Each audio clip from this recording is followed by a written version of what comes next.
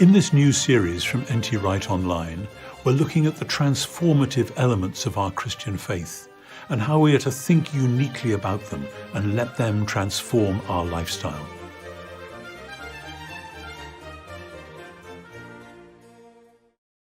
기독교인이 된다는 것은 무엇을 의미하나요? 예수를 처음 따르던 사람들은 스스로를 기독교인이라고 부르지 않았습니다. 그것은 몇 년 후 그들 사이에 나타난 이 낯선 새로운 집단을 이해하려고 노력하던 사람들이 그리스어로 메시아 또는 기름 부음 받은 자를 뜻하는 그리스도라는 말을 독특하게 여겨서 지어낸 별명이었습니다.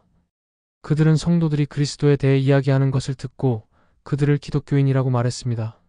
그러므로 기독교인의 정체성을 파악할 때 그리스도인이라고 불리는 것보다 더 의미 있는 것은 예수님을 따르는 사람들이 처음부터 자신들의 신앙을 도라고 부르기도 했는데 이것이야말로 처음부터 기독교인이 된다는 것이 어떤 의미였는지에 대한 강한 힌트를 줍니다. 도라는 것은 우리가 살아가는 방식을 말하는 것이고 그렇게 사는 목적이 있다는 것이며 또한 그곳에 도달하는 합당한 방법이 있다는 것입니다. 이러한 도는 서기 1세기 전반기에 살다 죽은 실제 역사적 인물이었던 팔레스타인 유대인, 즉 예수라 불렸던 분으로부터 시작되었습니다. 그분의 제자들은 예수님을 이스라엘의 유일신이셨던 하나님이 과거에 약속하셨던 하나님이 보내셔서 마침내 온 세상을 바로잡을 자, 즉 기름 부음 받은 자, 메시아라고 믿었습니다. 이러한 믿음을 가진 제자들은 간단하지만 심오한 세 가지 진리를 말합니다. 첫 번째는 기독교인이 된다는 것은 가족에 속하는 것이고, 두 번째는 예수님 안에 계시된 하나님을 믿는 것이며, 세 번째는 예수님이 가르치고 보여주신 방식대로 행동하는 것입니다. 일단 예수의 첫 추종자들은 완전히 새로운 것을 시작한다고 생각하지 않았습니다. 당시의 다른 유대인 집단과 마찬가지로 그들은 세상의 창조주이신 이스라엘의 하나님을 유일신으로 믿었으며 이 하나님이 2000년 전에 아브라함의 후손들과 맺은 옛 계약을 드디어 이행하시고 또한 당신의 아들 예수 그리스도를 통해서 새롭게 갱신하셨다고 믿었습니다. 그러나 과거 유대인들과 완전히 달라진 것은 이미 말했듯이 기독교인들은 교회라는 한 가족으로 모인다는 것입니다. 이 새로운 가족은 한 민족이나 특정 사회 계층에 국한되지 않을 것이고 이것은 예수님께서 약속하신 것입니다. 그래서 예수님이 돌아가신 지 채 20년이 지나지 않아서 사도 바울은 다음과 같이 말할 수 있었습니다. 메시아의 백성에 속하는 새로운 가족은 유대인이나 이방인, 노예나 자유인, 남성이나 여성과는 아무런 상관이 없다. 이것은 새로운 종류의 가족이었습니다. 그렇다면 사람들은 어떻게 이 가족에 속하게 되었을까요? 바로 여기서 두 번째 진리, 즉 하나님을 온전하게 믿는 것이 필요합니다. 이것을 예수님께서는 사람들이 다시 태어나는 것이라 말씀하셨고 세례 요한의 세례와 연결시키셨습니다. 원래 세례 요한은 자신의 세례를 하나님께서 자신의 백성과의 오래된 언약을 이행하러 오시기에 그 하나님을 맞이하기 위해서 이스라엘 민족의 회개의 표시로 시작했었습니다. 하지만 예수님의 가르침을 받은 제자들은 세례를 믿음과 직접 연결했습니다. 즉 예수님 안에 계시된 하나님을 믿는 자는 세례를 받음으로 새로 태어나는 것입니다. 그러면 사람들이 어떻게 하나님을 믿을 수 있을까요? 예수님 시대의 대부분의 사람들은 온갖 신들을 한꺼번에 믿었습니다. 그런데 유대인들만이 세상을 창조하신 하나님을 믿었습니다. 왜 다른 민족과 다르게 유대인들만이 그럴 수 있었냐면 하나님이 이스라엘 민족의 조상 아브라함을 부르셨고 그들을 이집트의 노예살이에서 해방하셨으며 이후 그들과 함께 사셨기 때문입니다. 하나님은 광야의 장막에서 이후에는 예루살렘 성전에서 그의 백성과 함께 사셨으며 그의 백성이 하나님을 버리고 이방신들에 빠져 죄악으로 물든 삶을 살았을 때는 잠시 그 백성을 떠나셨지만 반드시 오랜 세월이 지나면 다시 돌아와 모든 것을 바로잡겠다고 약속하셨습니다.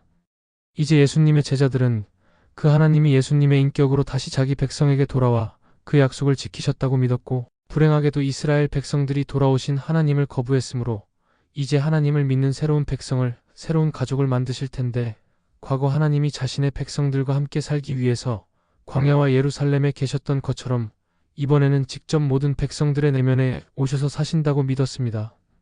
예수님의 제자들은 모두 유대인들이었지만 이 믿음은 과거 유대인들의 믿음과는 완전히 다른 믿음입니다. 과거 유대인들은 하나님의 백성이 되는 조건이 아브라함의 자손으로 태어나는 것이라고 믿었습니다.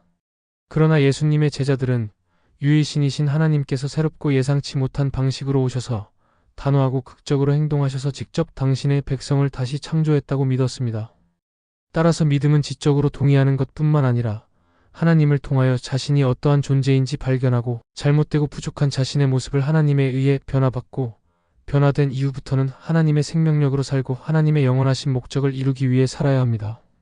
그리고 이 땅에서 하나님의 뜻이 이루어지는 것에 동참하는 삶이 쉽지 않기에 예수님과 성령의 신비로운 도전과 위로, 격려, 경고, 인도하심을 느끼며 사는 것입니다.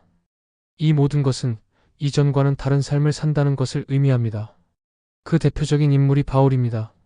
바울이 왜 신약 성경에서 중요한 비중을 차지하냐면 바울이야말로 하나님이 선택하신 백성임에도 잘못된 방향으로 나아가던 이스라엘 민족의 모습과 이후 하나님의 은혜로 성령으로 말미암아 깨닫게 되어 예수님으로 나타나신 하나님이 이루신 언약의 성취를 믿게 된 자로서 이제 과거 행태를 버리고 새로운 삶으로 떠나는 것을 가장 잘 보여주기 때문입니다.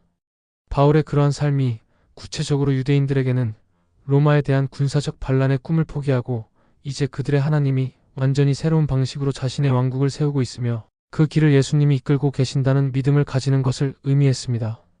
이것이 유대인이 아닌 이방인에게는 널리 퍼져 있던 전통적인 우상 숭배와 그에 따른 삶의 방식을 버리는 것을 말합니다. 따라서 한 가족으로서의 소속감과 믿음은 당연히 세 번째 진리, 즉 행동으로 연결됩니다. 물론 그리스도인은 그가 어떤 행동을 했기 때문에 구원받지 않습니다. 다시 말하면 기독교인이 되기 위해서 어떤 행동을 먼저 완수할 필요가 없다는 말입니다. 하지만 그가 자신 안에서 살고 계시는 하나님의 영으로 그리스도인이 되었다면 그의 행동은 무조건 그리스도인답게 변해야 합니다. 예수님을 믿는다는 것은 예수님이 하신 말과 행동을 이해하고 믿게 되었다는 것입니다. 예수님은 하나님 나라라는 성경의 주제, 즉 모든 것을 바로잡기 위해 돌아오시는 하나님을 나타내신 분입니다. 그리고 이제 돌아오신 하나님은 만왕의 왕, 만군의 주가 되신다고 선포하셨습니다. 따라서 예수님을 따른다는 것은 처음부터 하나님 나라의 사람이 되는 법을 배워 자신을 바로 세우고 또한 세상을 바로 세우려는 하나님의 목적에 동참하는 것을 의미했습니다. 그리고 바로 세워진다는 것은 애초에 인간은 하나님의 사랑과 지혜를 세상에 반영하도록 부름받은 존재라는 것을 깨닫고 자기의 삶의 목적과 비전을 그것에 맞추는 것을 의미했습니다. 그래서 마태복음 5장, 6장, 7장에 나오는 예수님의 유명한 말씀인 산상수훈은 하나님 나라에 사는 백성이 하나님의 사랑과 지혜를 세상에 반영하는 모습이 어떠한지를 설명하는 말씀인 것입니다. 즉, 예수님은 너희가 하나님의 백성이 되었다면 마땅히 진정으로 사랑하고 용서하는 삶을 살고 매사에 동기가 순수해야 하며 그러한 삶의 태도로서 하나님의 강력한 구원의 사랑을 세상에 전하는 세상의 등불로서의 삶을 살아야 한다고 도전하시는 것입니다. 그래서 초대교회의 교사들과 설교자들은 가난한 사람들에 대한 돌봄, 결혼에 대한 존중, 사회적, 시민적 의무 등과 관련된 다양한 실천적 가르침을 발전시켰습니다. 이 모든 것은 세상을 바로 세우려는 하나님의 계획에 대한 예수님의 하나님 나라 비전에서 비롯된 것입니다. 믿음으로 하나님의 백성이 된 자들은 그 새로운 창조 목적의 대리인의 역할을 받았고 예수님은 그들의 삶이 하나의 모델이 되어야 한다고 강조하셨습니다. 이 세 가지 진리, 즉 한 가족으로서의 소속감, 믿음, 그리고 하나님 나라의 백성으로서의 행동은 불행하게도 역사를 통틀어 선택적으로 해석되고 강조되었습니다. 즉 자신이 속해 있는 매우 다른 사회적, 정치적, 문화적 환경에서 또한 자신이 속해 있는 다양한 기독교 단체와 운동으로부터 선택적 해석이 강요되었다는 말입니다. 그래서 이 세 가지 진리가 통합적으로 강조되지 못했습니다. 그러나 이런 현상이 놀랍지 않은 게 초대 교회들에게 보낸 바울의 서신에서 이미 나타나기 때문입니다. 그 서신들에서 우리는 한 가족으로 소속된 것처럼 보이지만 믿음과 행동에 대해 정확하게 이해하지 못한 것처럼 보이는 사람들을 엿볼 수 있습니다. 바울은 그들을 바로 세워야 했습니다. 반대로 일부 성도들은 마치 한 가족이 된다는 것이 중요하지 않은 것처럼 자의적으로 믿고 행동해서 교회를 분열시켰기에 그들 역시 바울은 경고하며 올바른 진리를 가르쳐줘야 했습니다.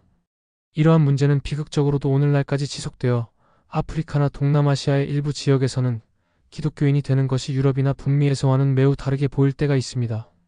이는 아마도 좋게 이야기하자면 그러한 서로 다른 모습은 예수님을 따른다는 것이 무엇을 의미하는지 인류가 서로에게 배워야 하기 때문에 불가피한 일이라고 위안 삼을 수는 있을 것입니다. 그러나 혼동을 겪고 있는 현대 교회에 제가 강조하고 싶은 것은 그러한 다양한 문화의 특성보다 더 중요한 것이 예수님을 모든 것의 중심에 놓는 것이라고 말하고 싶습니다. 예수님의 인격적인 임재를 경험한다는 것을 나타내기 위해서 초기 기독교인들이 예수님은 포도나무, 우리는 가지, 또는 예수님은 몸 전체, 우리 자신은 그 몸 안의 지체, 팔다리, 기관 등으로 다양하게 묘사했습니다. 그렇다면 예수님의 인격적인 임재와 우리 안에서 그분의 삶을 경험하는 것은 한 가족으로서의 삶, 믿음, 그리고 하나님 나라 백성으로서의 행동이 예수님으로부터 그리고 하나님의 성령으로부터 자연스럽게 흘러나오는 살아있는 마음이 되어야 할 것입니다. 세례를 받아야 하는가? 예수님은 사촌이었던 세례 요한에게 세례를 받으심으로 하나님 나라를 선포하는 공생애를 시작하셨습니다.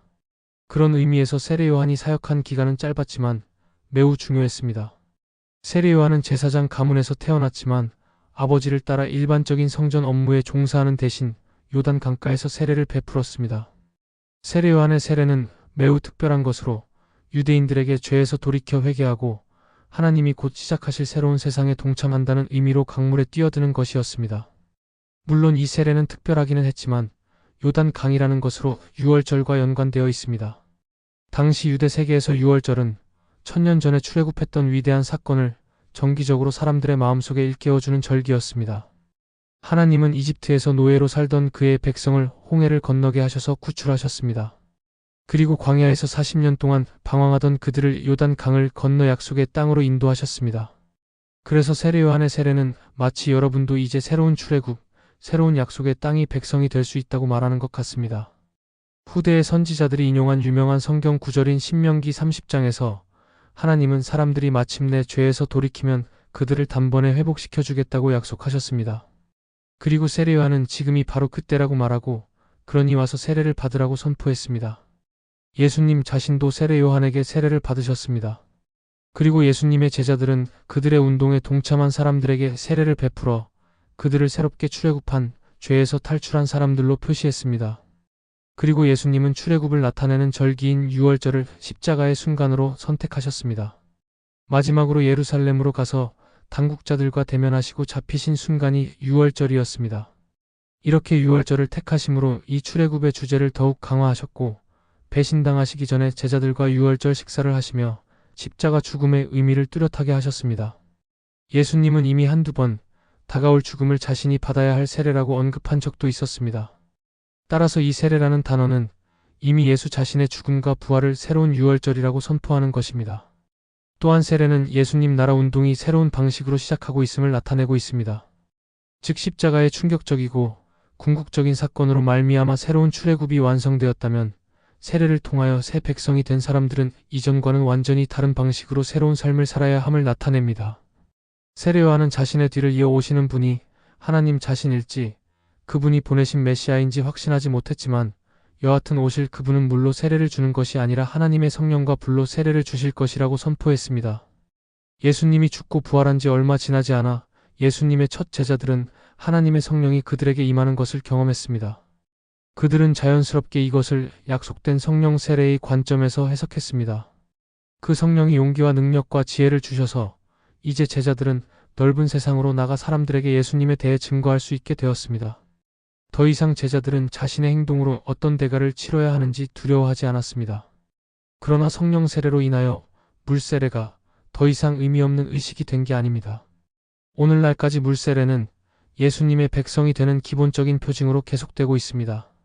바울 시대에 이미 예수님의 죽음과 부활, 성령의 임재하심이라는 통합적 관점에서 세례가 해석되고 있었습니다. 세례를 받은 사람들은 공개적으로 예수가 주님이라고 고백했는데 이는 로마의 황제가 주님이라는 로마의 주장에 정면으로 반하는 용기 있는 행동이었습니다. 성령이 주시는 용기와 마찬가지입니다. 단순하지만 강력하게 작용하는 많은 상징과 마찬가지로 세례는 새로운 하나님의 백성들이 새로운 하나님의 나라를 점차 자신의 것으로 받아들이는 것을 의미했습니다. 바울은 대부분의 경우에 사람들에게 세례를 받았으니 이제 그 의미를 깨닫고 계속해 나가라는 의미로 넌지시 말하거나 가볍게 독려합니다. 하지만 고린도전서 10장에서는 성도들의 안일한 태도에 대해 경고합니다. 그와 같이 우리는 표류할 위험이 있습니다.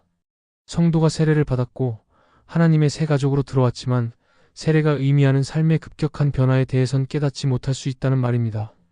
세례는 메시아와 함께 죽었다가 다시 살아나는 것에 관한 것입니다.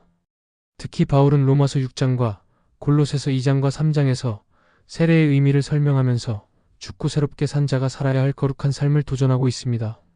바울은 예수님이 자신의 새로운 출애굽 소명에 따라 당신의 죽음과 부활로 절정에 달한 것과 마찬가지로 세례를 받는 사람은 메시아에게 세례를 받는다고 선언합니다. 따라서 세례를 받은 사람은 그와 함께 죽고 그와 함께 살아났습니다. 그러므로 그들의 삶은 옛 죄의 방식을 당연히 버려야 합니다.